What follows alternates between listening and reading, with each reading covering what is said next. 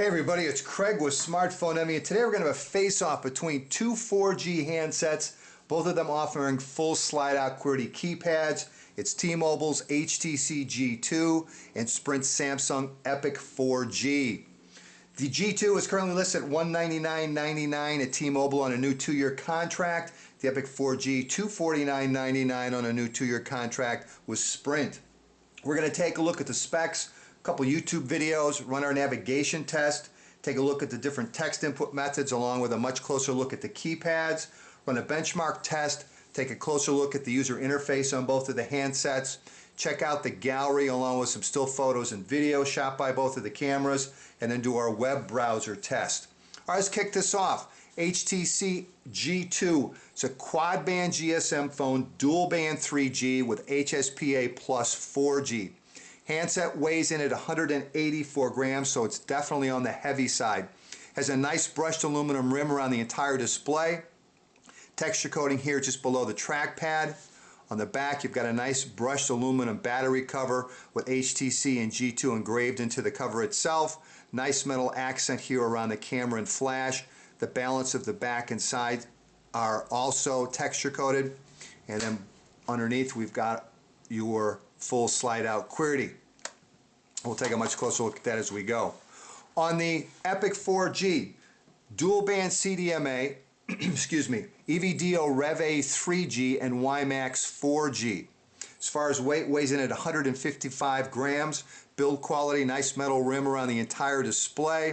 We've also got a nice chrome accented rim around the entire keypad. On the back, again, texture coating along with a nice metal rim around the camera. Taking a look around the G2, microphone on the bottom along with micro USB port and volume rocker on the left hand side. On top's 3.5mm headphone jack along with the power and lock key, and on the right hand side is your battery latch along with one of the quick keys which is set to default to launch the camera application. Looking around the Epic 4G, on the bottom is the microphone. On the left hand side is the volume rocker.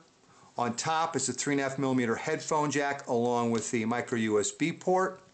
On the right hand side is the power and lock key along with a dedicated camera key. Alright, both of the handsets offer a 5 megapixel camera with autofocus and LED flash.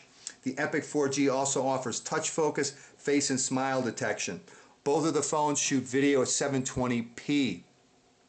As far as batteries, underneath the battery cover on the G2 you've got a 1300 milliamp battery rated at 6.5 hours of talk time on 3G. Also the micro SD card slot. It comes with an 8 gigabyte micro SD card, can handle up to a 32 gigabyte micro SD card. You do need to remove the battery, replace or exchange the micro SD card. Alright, on the Epic 4G, comes with a 1500 milliamp battery rated at 6 hours of talk time. Comes with a 16 gigabyte micro SD card underneath the battery cover, will handle up to a 32 gigabyte micro SD card, and you do not have to remove the battery to replace or exchange the micro SD card. Alright, take a look at the displays. On the G2 you've got a 3.7 inch LCD capacitive touch display showing 480 by 800 pixels, offers multi-touch accelerometer sensor as well as a proximity sensor. On the Epic 4G you've got a 4-inch Super AMOLED capacitive touch display, again showing 480 by 800 pixels, also offering multi-touch accelerometer sensor and proximity sensor. Just below the display on the G2 you've got 4 touch sensitive keys, a search key, a back key, a menu key, and a home key, along with a trackpad for navigation. On the Epic 4G you have 4 touch sensitive keys as well, a search key, back key, home key, and main menu key. As far as memory, the G2 is listed as 4 gigabytes of internal storage along with 512 megabytes of RAM. However, when you go into settings, it shows the internal memory. Last time I looked it was around 1.2. We've got 1.19 gigabytes. So where the other 2 gigabytes of internal storage, I have no idea. And so that gives you that. Memory on the Epic 4G. Oh, let me move the home key. There we go. On the Epic 4G, 512 megabytes of RAM, 512 megabytes of RAM. Both of the phones offer Wi-Fi 802.11, B, G, and N. Both of the phones offer Bluetooth version 2.1 with support for A2DP. Both of the phones offer GPS with support for AGPS. The Samsung Epic 4G can be used as a Wi-Fi hotspot. The G2 cannot.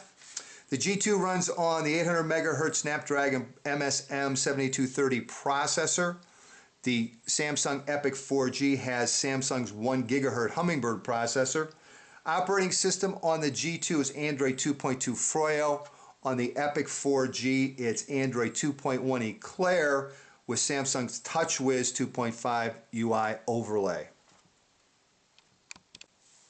All right, let's take a look at some still shots taken by both of the cameras as well as the video. And obviously I've got the Epic 4G up on top and the G2 below it. And then of course we have our world famous flower picture. And for some reason I don't want to double tap. Maybe we have to wake them up.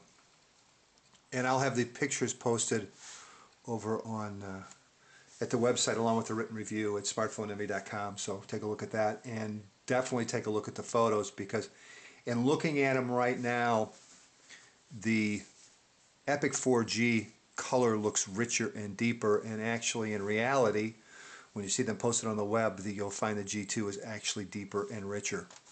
So make sure you stop by and check those out. And something a little new, a little variety, throwing a pine cone. Thinking of about the same size. There we go. And they're both real smooth to move around. There's our pine cone. Of course, in a parking sign. It's about the same size. Should be our long shot next.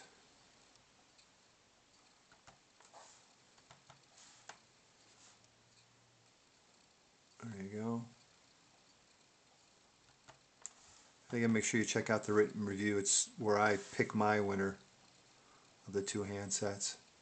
There's an indoor shot. And they both picked up detail pretty well. And then we'll take a look at the video. We'll start with the Epic 4G.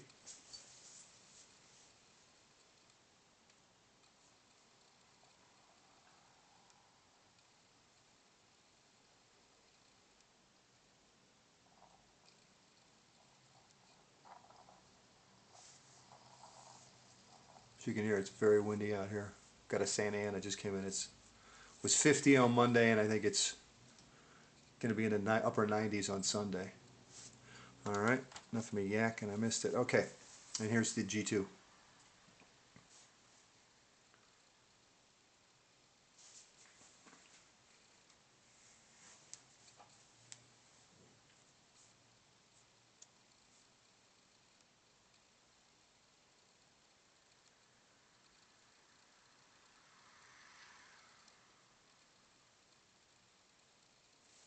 Alright, so they're both shooting 720p video. They both have 5 megapixel cameras with autofocus LED flash. The Epic 4G also offers touch focus face and smile detection, and they both offer geotagging. So there's a look at some of the still shots and video, and again I'll have the still shots up on the website along with the written review and winner of the face-off. So make sure you stop by and check those out, because they definitely look different on the web than they do on the handsets.